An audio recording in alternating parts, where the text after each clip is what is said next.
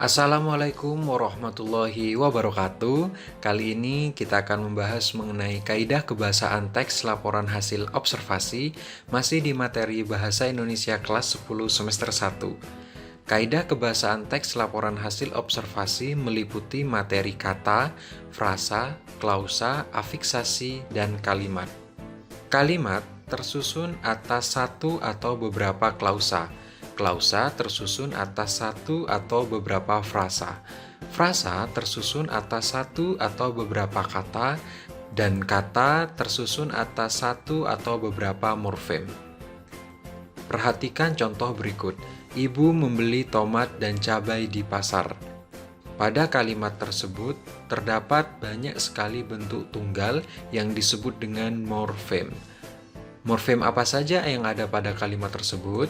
Yang pertama ada ibu, kemudian menasal, ada beli, tomat, dan cabai di pasar.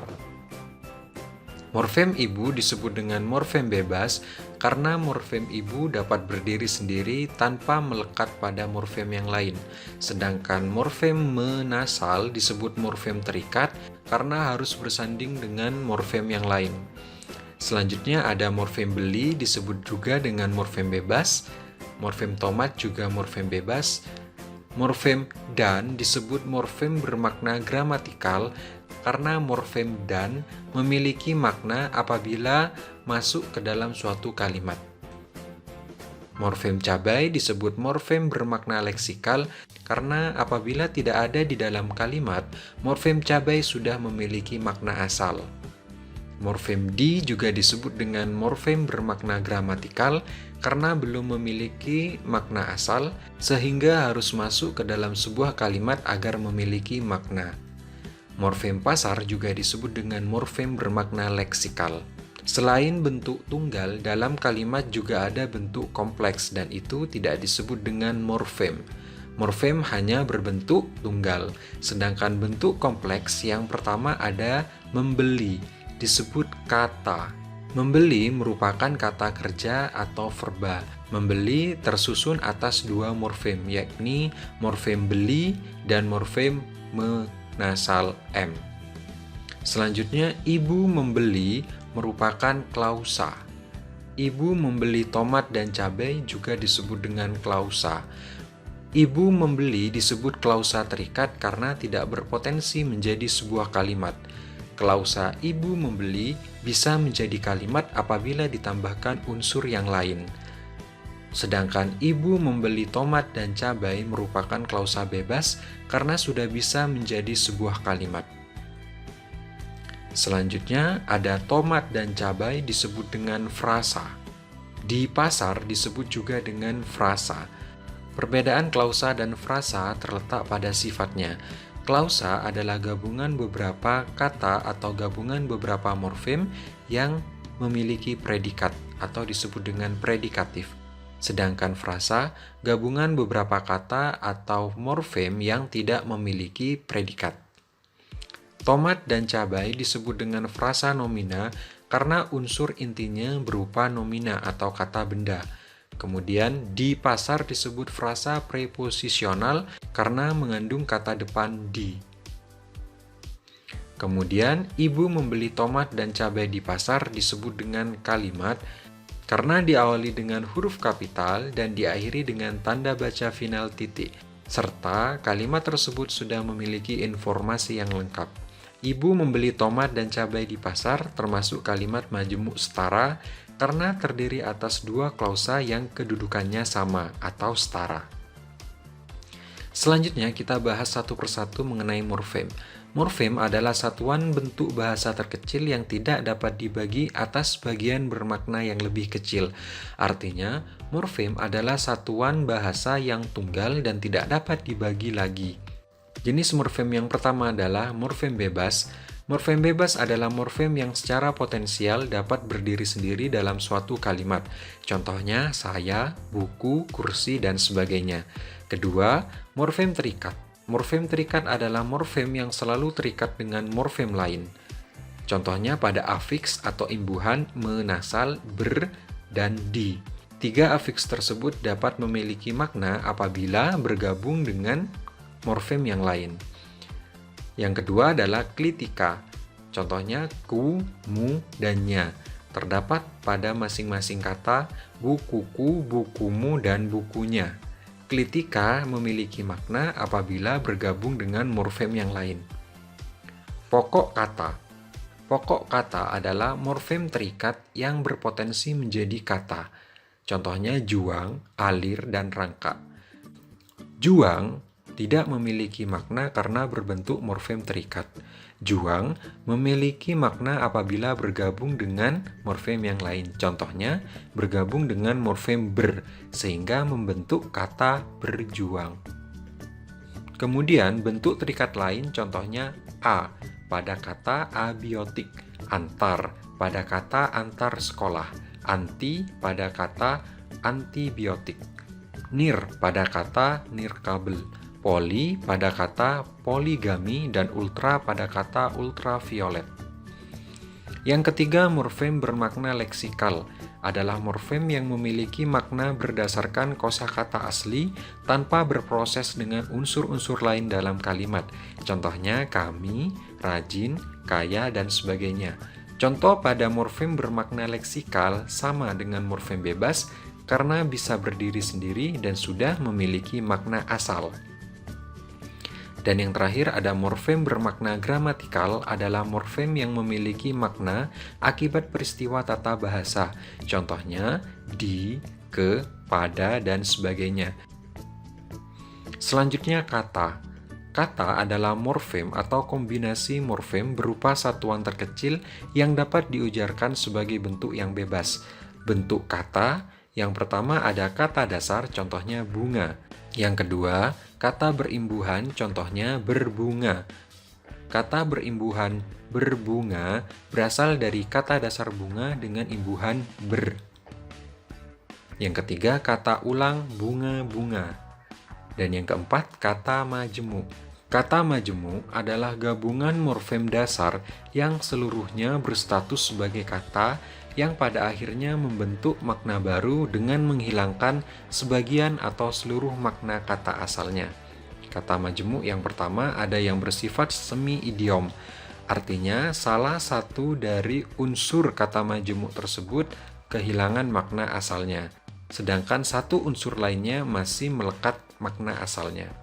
Contohnya kacamata, sapu tangan, kereta api, rumah sakit, dan lain sebagainya. Pada kata majemuk rumah sakit bukan berarti rumahnya sedang sakit, namun rumah tempat menampung orang-orang yang sedang sakit. Selanjutnya ada idiom, artinya seluruh kata yang membentuk kata majemuk tersebut telah kehilangan makna asalnya dan membentuk makna yang baru.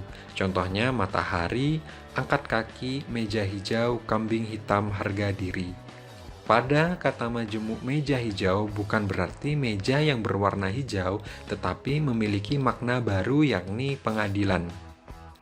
Kacamata disebut dengan kata majemuk senyawa karena pada kata majemuk kacamata, dua unsur pembangunnya digabung penulisannya.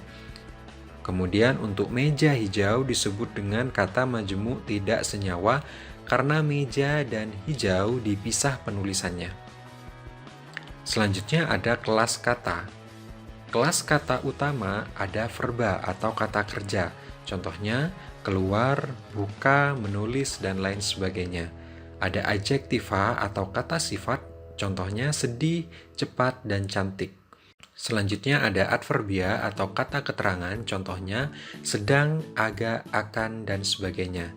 Kemudian ada nomina atau kata benda, contohnya buku, ayah, kebahagiaan, dan lain sebagainya.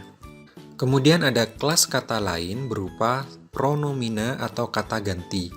Ada saya, kami, kita, kamu, kalian, dia, mereka sebagai kata ganti persona atau kata ganti untuk orang. Kemudian itu, ini digunakan untuk kata ganti benda. Di situ, begini adalah kata ganti untuk ihwal. Siapa, apa, dan bagaimana digunakan sebagai kata ganti tanya. Kemudian, pada pronomina juga ada klitika, contohnya mu, nya, ku. terdapat pada kata bukumu, bukunya, dan bukuku. Kelitika termasuk dalam morfem terikat karena harus melekat pada morfem yang lain. Kemudian ada numeralia yang merujuk pada kata bilangan. Contohnya, 1, kelima, banyak, beberapa, berhari-hari. Selanjutnya ada kelas kata ciri khusus berupa kata tugas. Kata tugas hanya mempunyai arti gramatikal dan tidak memiliki arti leksikal. Artinya, kata tugas hanya memiliki makna apabila masuk ke dalam suatu kalimat. Yang pertama ada preposisi atau kata depan, contohnya ke, di, dari, dan lain sebagainya. Ada konjungsi atau kata hubung, tetapi, sehingga, walaupun, dan sebagainya. Kemudian ada interjeksi atau kata seru, contohnya aduhai, wah, wow, dan lain sebagainya. Kemudian ada artikula atau kata sandang, contohnya si dan sang. Dan ada partikel penegas kah, lah, tah, dan pun. Selanjutnya kita akan membahas frasa dan klausa. Frasa adalah gabungan dari beberapa kata yang non-predikatif.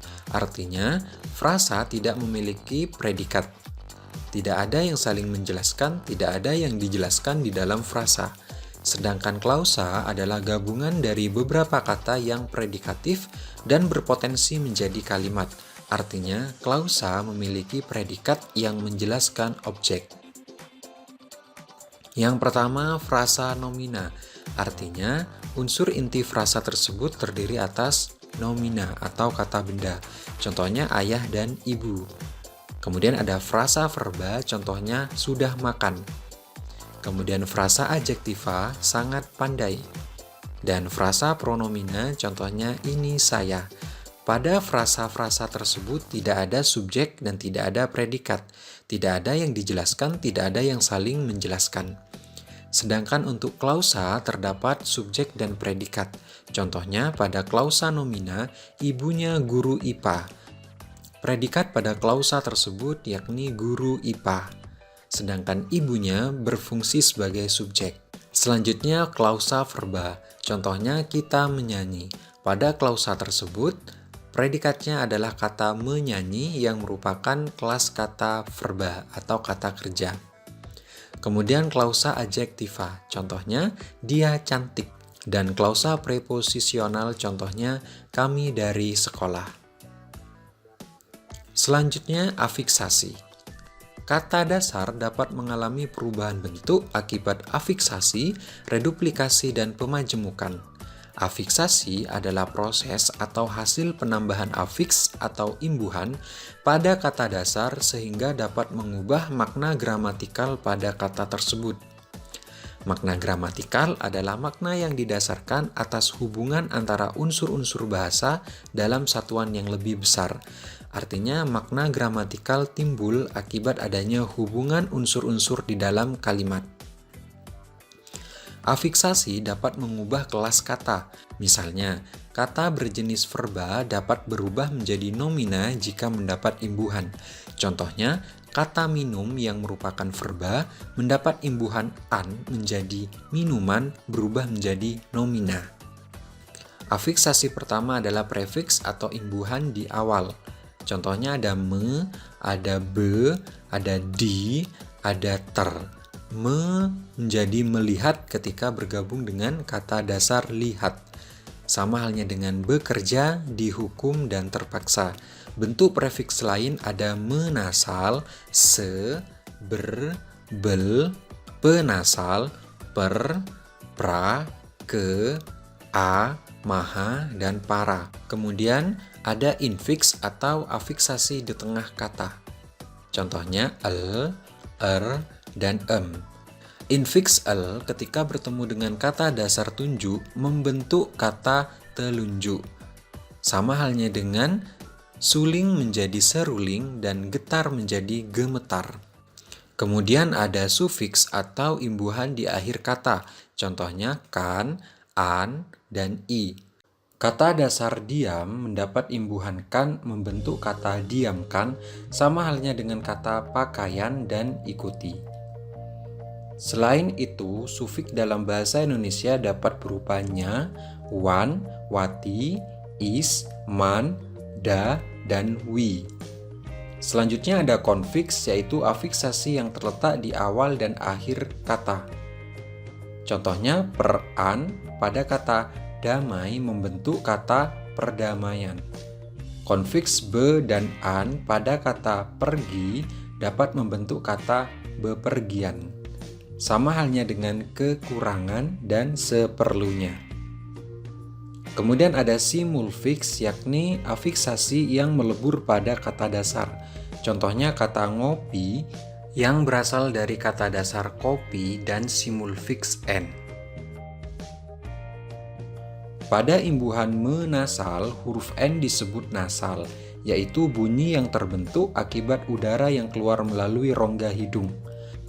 Bunyi nasal meliputi M, N, NY, dan NG, sehingga imbuhan menasal memiliki variasi morfem atau alomorf berupa morf me pada contoh kata melihat, mem pada contoh kata membantu, men pada contoh kata mencuci, me-ny pada contoh kata menyaring, me-ng pada contoh kata menggoreng, dan menge pada contoh kata mengelap. Perhatikan contoh kata menyaring yang berasal dari kata dasar saring mendapat imbuhan me-ny sehingga membentuk kata menyaring. Huruf S pada kata dasar saring hilang dan digantikan oleh nasal ny. Mengapa demikian? Sebab ada perubahan fonem atau huruf pada afiksasi. Apabila menasal atau penasal bertemu dengan kata dasar yang diawali dengan fonem atau huruf KTSP dan huruf tersebut diikuti oleh fonem vokal atau huruf vokal a, i, u, e, o, maka huruf KTSP berubah menjadi bunyi nasal. Contohnya, ada kata dasar kalah diawali dengan huruf K dan diikuti dengan huruf vokal A. Bertemu dengan menasal maka berubah menjadi mengalah. Huruf K pada kata dasar kalah berubah menjadi bunyi nasal. Sama halnya dengan penasal bertemu dengan tarik menjadi penarik. Menasal bertemu dengan sayat berubah menjadi menyayat. Dan penasal bertemu dengan kata dasar pukul berubah menjadi kata pemukul. Namun, aturan ini memiliki pengecualian. Yang pertama, klaster atau konsonan rangkap. Apabila ada kata dasar yang diawali dengan konsonan rangkap seperti kritik, transfer, sponsor, dan praktik, maka apabila bertemu dengan menasal atau penasal, kata dasar pada kritik tidak berubah bunyi fonemnya. Kritik bertemu dengan imbuhan me, maka tetap menjadi mengkritik. Huruf K tidak berubah menjadi bunyi nasal. Sama halnya dengan mentransfer, mensponsori, dan mempraktikan. Pengecualian yang kedua yakni kata berimbuhan. Apabila menasal atau penasal bertemu dengan bukan kata dasar, contohnya kata tanya menjadi mempertanyakan, tawa menjadi mentertawakan. Pengecualian yang ketiga yakni satu suku kata. Apabila menasal atau penasal bertemu dengan kata dasar yang terdiri atas satu suku kata, maka kata dasar tersebut tidak berubah bunyinya. Contoh, kata dasar kop bertemu dengan menasal, maka kata kop tidak kehilangan huruf K. Kata dasar tersebut berubah menjadi mengekop, sama halnya dengan mengetes, mengesahkan, dan mengepel. Selanjutnya, di dalam teks laporan hasil observasi terdapat kalimat definisi dan kalimat deskripsi. Kalimat definisi adalah kalimat yang memberikan penjelasan secara umum tentang suatu benda, hal, atau aktivitas. Kalimat definisi digunakan dalam teks laporan dengan merujuk pada sebuah istilah teknis atau ilmiah, sehingga membantu pembaca untuk mengetahui atau memahami istilah-istilah tersebut. Sedangkan kalimat deskripsi adalah kalimat yang menggambarkan sifat-sifat atau ciri-ciri khusus suatu benda, hal, atau aktivitas. Sifat-sifat tersebut merujuk pada hal khusus yang bisa ditangkap oleh panca indera, sehingga membantu pembaca membayangkan hal-hal yang sedang dibicarakan seolah-olah seperti melihat, mendengar, menghirup, merasakan, atau mengalaminya sendiri. Contoh kalimat definisi yang pertama, wayang adalah seni pertunjukan yang telah ditetapkan sebagai warisan budaya asli Indonesia. Yang kedua, wayang golek adalah wayang yang menggunakan boneka kayu sebagai pemeran tokoh. Pada umumnya, kalimat definisi menggunakan kata kerja kopula adalah. Contoh kalimat deskripsi yang pertama, tempat wisata ini seringkali disebut pula sebagai museum topeng karena memang berisi topeng dengan berbagai model dan bentuk. Contoh kedua, namun The Topeng tidak hanya berisi topeng, tetapi juga berisi pameran benda-benda berupa barang tradisional dan barang antik. Pada kedua contoh kalimat deskripsi tersebut, kita seolah-olah dapat melihat langsung tempat wisata The Topeng. Itulah tadi materi kaidah kebahasaan teks laporan hasil observasi. Selanjutnya kita akan mempelajari pola kalimat pada video pembelajaran selanjutnya. Wassalamualaikum warahmatullahi wabarakatuh.